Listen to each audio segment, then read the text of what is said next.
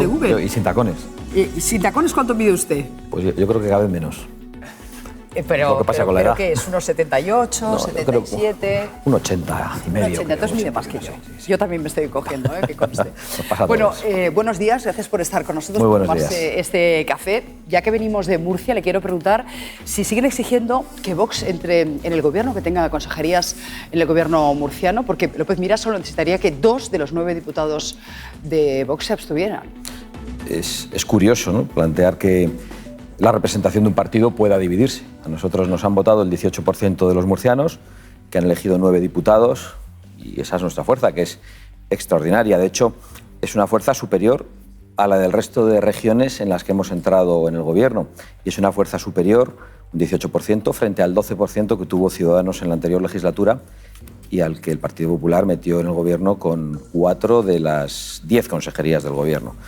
El planteamiento que se nos hace ahora es un chantaje, que Vox haga como que no existe, como que no se ha presentado a las elecciones, como que sus votos no cuentan, y eso es una falta de respeto a nuestros electores por parte del Partido Popular, en la que nosotros, lógicamente, no vamos a ser cómplices. Pero Ayuso gobernó en solitario, en minoría, con un apoyo parecido al que ha tenido ahora López Miras, 43%, y en ese caso no exigieron ustedes entrar en el gobierno. Le permitieron gobernar en solitario tras un acuerdo. No solo Isabel Díaz Ayuso, Juanma Moreno hace 4 años y también López Miras. El problema es que esos acuerdos de investidura han sido incumplidos siempre por el Partido Popular, y en el caso de Murcia con un agravante añadido muy grave, y es que el señor López Miras ha gobernado en esta legislatura con tránsfugas de Vox.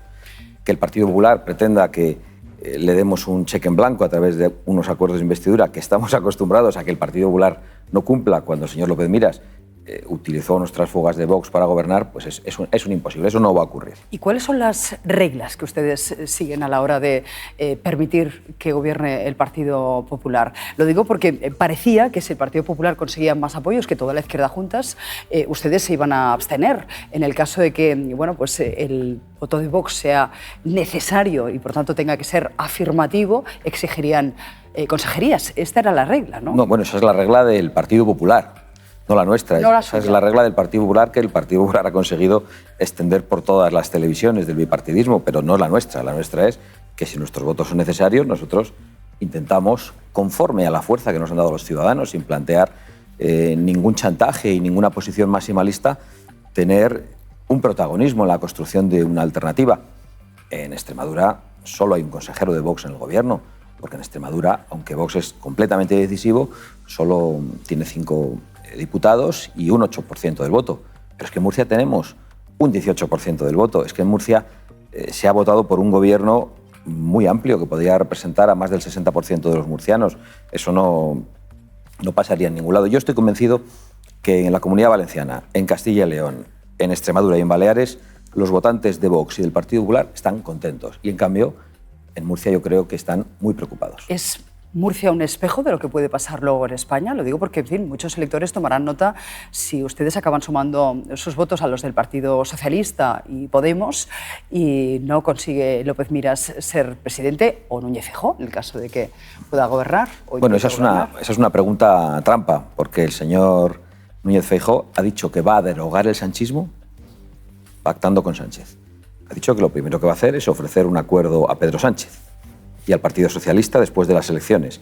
Lo dijo también antes de las elecciones municipales y regionales y tendió la mano al Partido Socialista, que la rechazó. Pero eso es retórico, usted sabe, señor Abascal, que eso es retórico. Porque es la verdad. No se va a derogar a sí mismo Pedro Sánchez. Pero nosotros ni de manera retórica ni en la práctica. Nosotros no pactamos con el Partido Socialista, mantenemos una distancia infinita con el Partido Socialista y no nos vamos a dejar chantajear ni confundir por el Partido Popular porque coincidamos en un voto en contra de un gobierno que quiere que le regalemos la representación que los ciudadanos nos han dado y, por lo tanto, la confianza de los ciudadanos, que es sagrada, porque además, fíjese, aunque yo pensase en un momento dado que, bueno, vamos a mirar para otro lado, nos han convencido y vamos a abstenernos para que gobierne el señor López Miras, no podría hacerlo.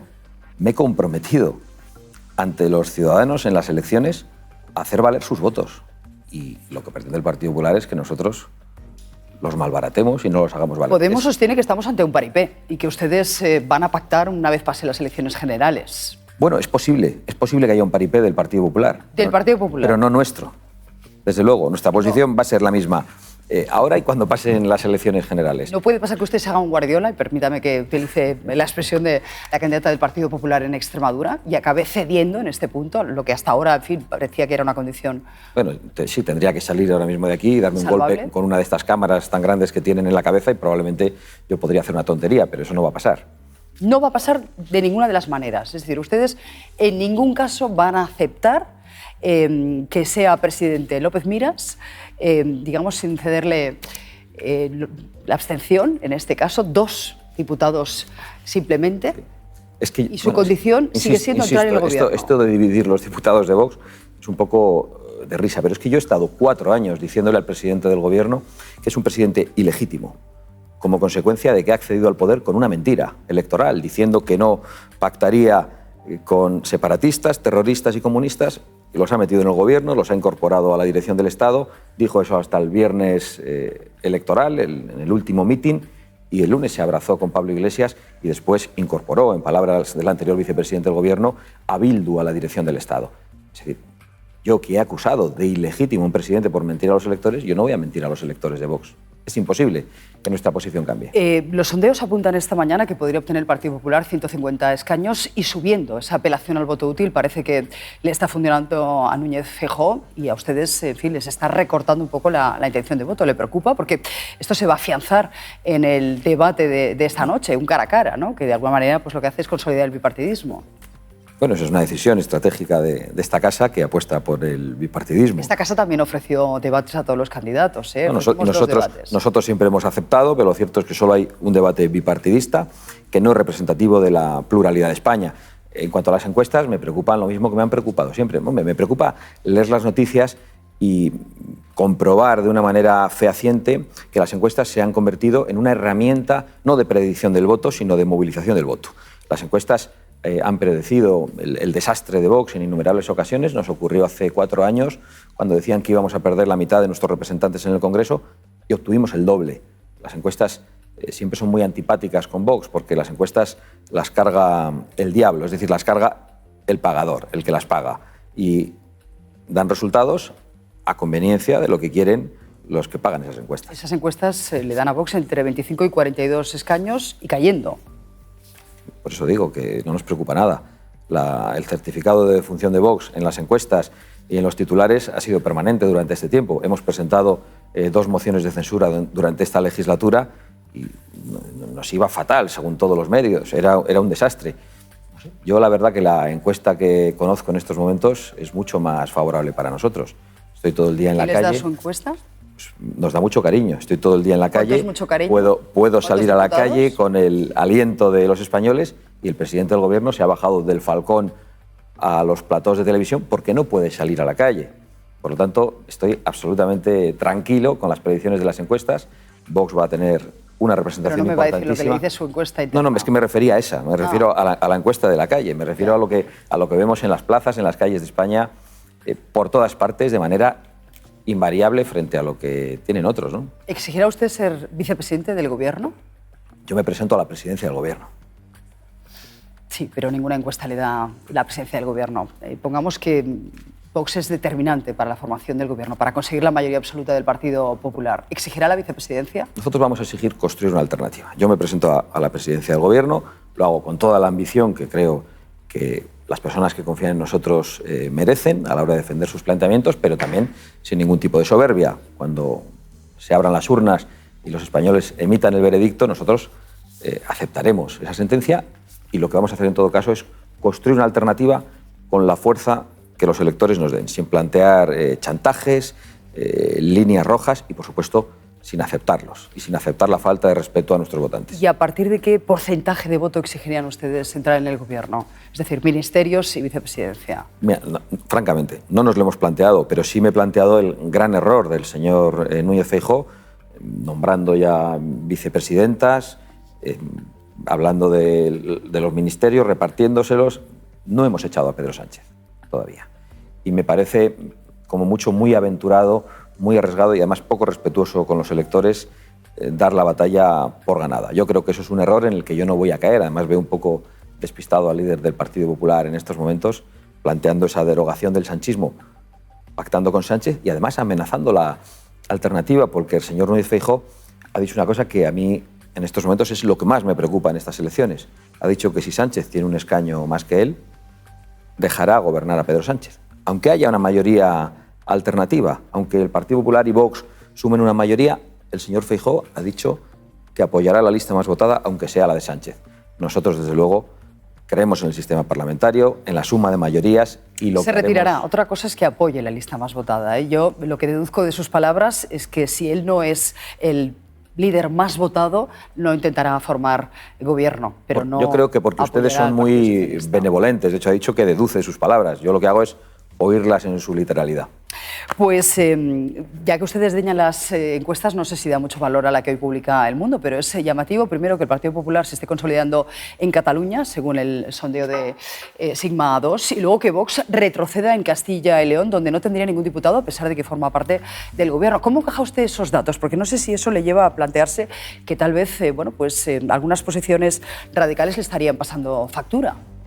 No, en absoluto. Yo insisto, no creo en esas predicciones, no creo en las encuestas. Sistemáticamente han tirado a Vox abajo y Vox ha pulverizado todos los pronósticos de las encuestas. Es más, lo que he percibido estos días en Castilla y León es un gran apoyo al gobierno de Castilla y León, no solo a Vox, sino al Partido Popular, que ha actuado de manera razonable en Castilla y León, y yo creo que eso se va a ver en las urnas. Veo satisfacción con un gobierno que ha apostado por la rebaja fiscal, por la defensa de la libertad de la educación de los padres a la hora de decidir cuál es la conformación moral de sus hijos, que no lo tienen que decidir los profesores, la apuesta por la defensa del campo frente a los dictados de la Agenda 2030 y por el control migratorio en la medida de las posibilidades que tienen las autonomías. Y todas esas cosas generan satisfacción en el electorado común que aplaude ese acuerdo. Por lo tanto, creo que no solo nos viene bien el acuerdo en Castilla y León, sino que es aplaudido por el electorado. Un 60% de los españoles estarían preocupados ante un posible eventual pacto PP-Vox, según el sondeo de La Vanguardia. ¿No cree que la elección de algunos presidentes de asambleas y de parlamentos autonómicos ha generado cierta preocupación entre el electorado? ¿Por qué esos perfiles tan agresivos, si me permite la expresión? Pues la verdad es que me gustaría conocer esos perfiles agresivos, porque yo creo que las mujeres son más beligerantes porque no tienen pene, son algunas de las manifestaciones que hemos escuchado a quien ahora preside la Asamblea en Baleares. En Aragón han optado ustedes por una mujer que dice: Irene Montero solo sabe arrodillarse para medrar. En la Comunidad Valenciana, el perfil lo conocemos todos: ultracatólica, antiabortista. Es ultracatólica y antiabortista. Es una persona que defiende el derecho a la vida y que es católica. Y directamente los medios la han caricaturizado. Esa inquietud que pueden tener algunas personas, que es una inquietud injustificada, yo creo que obedece fundamentalmente a la criminalización que Vox padece por parte de los medios de comunicación y a la falta de oportunidades de Vox para defender sus posiciones y a la caricaturización permanente, preguntándonos en todas las entrevistas, no por nuestro programa, no porque... Ahora le preguntaré por el programa. No porque es lo que importa, sí, me preguntará también por... Pero algunas de estas personas a las que estamos aludiendo han borrado sus tweets, es decir, que ellas mismas deben sentirse algo incómodas con lo que han escrito. Bueno, ¿no? Yo creo que los twitters de todo el mundo son una cosa bastante insostenible, de mucha gente. Señora Abascal, sí. ¿Usted ha borrado algún tuit? Bueno, igual no lo recuerdo probablemente. En los últimos no. En los últimos no, pero me reconoce que antes de ser... No lo sé, probablemente no lo sé. No me parece una cosa que tenga mucha importancia, francamente. Bueno, pues si le parece, vamos ya con el programa. Economía. Proponen ustedes el IVA cero en la cesta de la compra y una rebaja radical del IRPF. Pero no hay memoria económica que acompañe estas medidas. ¿De dónde va a salir el dinero para compensar esta rebaja fiscal tan sumamente radical? Bueno, ¿han visto la memoria económica de los demás partidos? Yo creo que tampoco, tampoco la han visto. Mi tarea es preguntarle a usted y a los demás partidos por esa memoria económica. No se preocupe, que lo haremos con Yolanda Díaz también el próximo jueves. Lo que hemos planteado es una gran rebaja fiscal. Y en ese programa está planteado que es una rebaja progresiva, que necesita de una drástica disminución del gasto político, del gasto ideológico y una reestructuración del Estado. Es decir, nuestro planteamiento cuadra. Nosotros pensamos que el Estado de las autonomías, en su actual dimensión, en su actual desorganización, es un lastre para la economía. Pensamos también que esa rebaja fiscal en el corto y medio plazo va a implicar un aumento de la recaudación fiscal. Y creemos que es perfectamente coherente, pero nosotros no pensamos ni engañamos a los ciudadanos diciendo de la noche a la mañana podemos hacer eso. Estamos planteando cuál es el escenario ideal al que queremos caminar Y eso lo vamos a hacer de manera razonable, con los técnicos y no de una forma imprudente y alocada. Pero nuestro planteamiento político cuadra perfectamente, como, por ejemplo, el de dejar de utilizar dinero para promocionar la ruina. Si el dinero que se utiliza para promocionar la ruina, para aplicar agendas globales, para comprar dinamita y volar presas cuando hay sequía, para volar centrales térmicas cuando hay una crisis energética, se utiliza para promover el emprendimiento y pues el planteamiento es completamente Entiendo distinto. Que se refiere usted a la Agenda 2030, ¿no? ¿Qué piensan hacer para combatir el paro juvenil y la baja productividad de la economía española, que son dos de nuestros grandes lastres? Lo hemos dicho siempre. La rebaja fiscal nos parece absolutamente esencial, pero no solo nos preocupa la rebaja fiscal para combatir la productividad, para que los empresarios ganen más. Nosotros queremos que los salarios sean dignos para poder acceder a una vivienda. Hoy la descompensación total entre el acceso a la vivienda y los salarios que cobran los jóvenes convierte en imposible afrontar un proyecto de vida serio. Por lo tanto, es absolutamente necesario la rebaja de la carga fiscal en las contrataciones para que el sueldo que llega también a los empleados sea mayor, y hay que afrontar una política de vivienda con una liberalización de todo el suelo que no se ha protegido para que se cree vivienda de una manera mucho más intensa y para poder abaratar el precio de la vivienda. Proponen derogar la ley del aborto y de la eutanasia. ¿Qué harían ustedes si una niña de 15, 16 años llega a casa y dice que quiere abortar? ¿La obligarían a tener el niño? Yo no sé si somos conscientes de qué es lo que hay dentro de esa niña, dentro de esa joven. Hay un niño, hay una vida. Nosotros lo que haríamos es dar información, asistencias y alternativas. El aborto en España se ha convertido en una práctica anticonceptiva y en una práctica eugenésica. Y nosotros lo que queremos es cambiar el rumbo de eso por completo. Nosotros no queremos meter a las mujeres en la cárcel. Es el debate al que tratan de llevarnos. Nosotros lo que queremos es poner en valor la vida humana, desde su concepción hasta... Pero pongamos que, a pesar de que ustedes defienden dar ayuda a esa niña para que sea madre, no quiera serlo. ¿Qué harían en ese caso? Usted me está preguntando por un caso concreto. Lo que haríamos es poner todos los medios para ayudar a esa niña. Desde luego, lo que no es razonable es que una niña sí pueda tomar una decisión en contra de sus padres, como permite esta ley. Y lo que no es razonable es que restemos valor a esa vida humana que hay dentro. Hemos escuchado a las ministras del Gobierno decir que los padres no son de los hijos, no son una propiedad. Deben pensar que son del Estado o de los partidos, pero son probablemente ellas las que piensan que los hijos son una propiedad de la que se puede disponer desde el vientre. Proponen derogar también la eutanasia. ¿Cuál es su propuesta? ¿No cree que un enfermo tiene derecho a una muerte digna si así lo decide? Absolutamente. Pensamos que todo el mundo tiene derecho a morir dignamente y tiene que ser asistido con cuidados paliativos, pero creemos que la eutanasia abre un camino peligrosísimo, deja a muchas personas en momentos de desesperanza a merced de familiares desaprensivos, a merced de instituciones desaprensivas. Para eso está un comité bioético.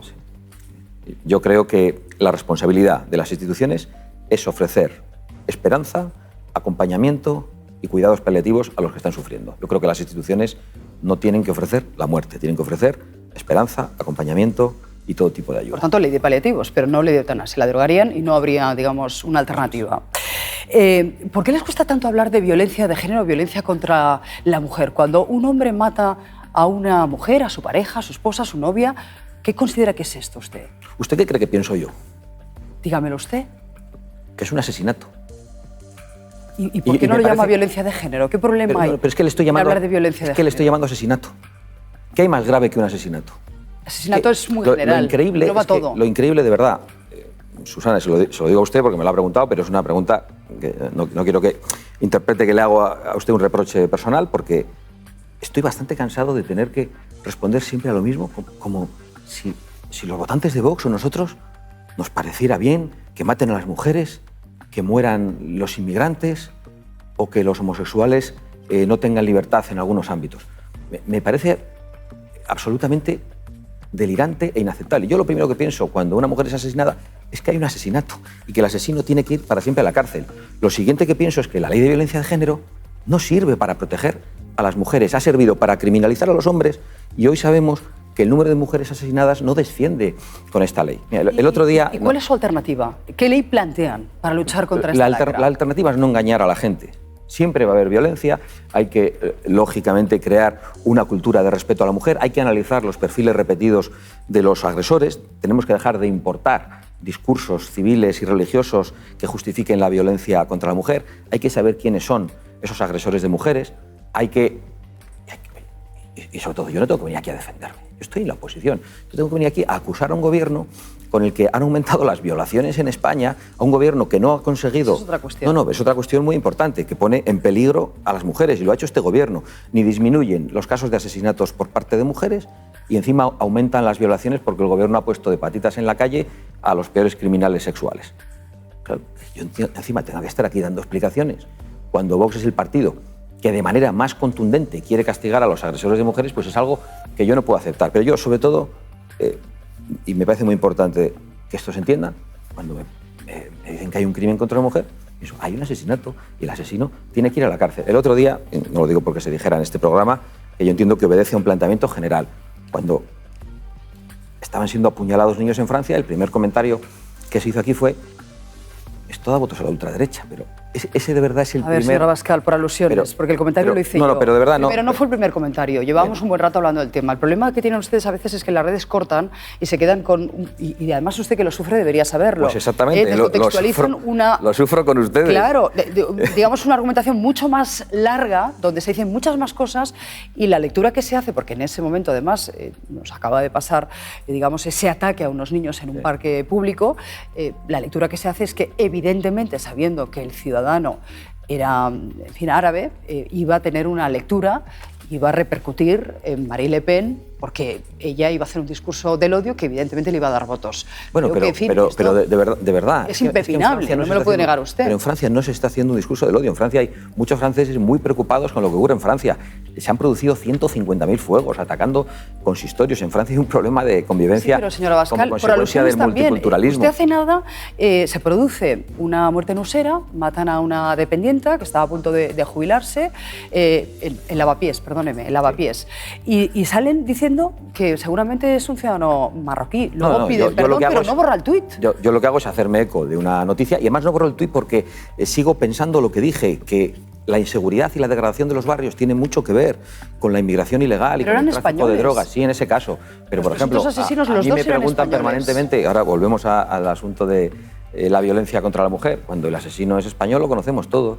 Cuando es de Siria, como el otro día en Logroño, pues nadie dice nada. A mí me da igual que sea de Siria o que sea de Soria, igual que el asesino de Tirso de Molina. Lo que digo es que los barrios se están degradando como consecuencia de la inmigración ilegal, y que eso lo padece la gente. ¿De verdad es consecuencia de la inmigración ilegal? ¿Usted cree que la degradación de los barrios es consecuencia de la inmigración ilegal? ¿No será de las drogas?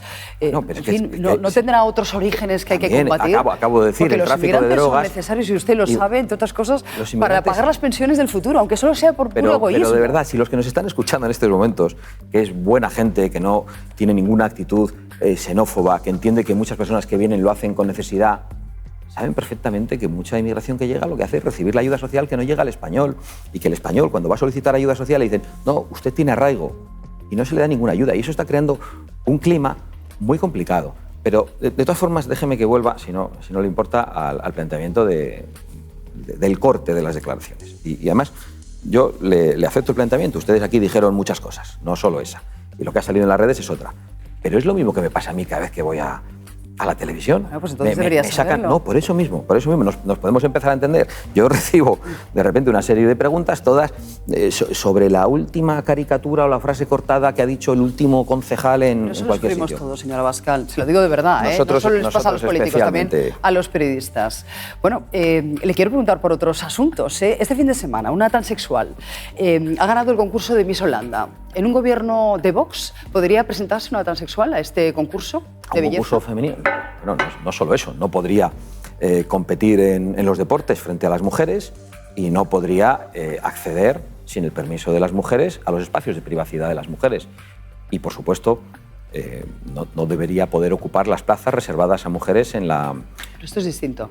Bueno, me parece un asunto... En el caso del deporte, pienso que tiene una justificación, y además esto ya se sabe que entra, digamos, en manos del COI, ¿no? Es potestad del Comité Olímpico Internacional o de las federaciones deportivas.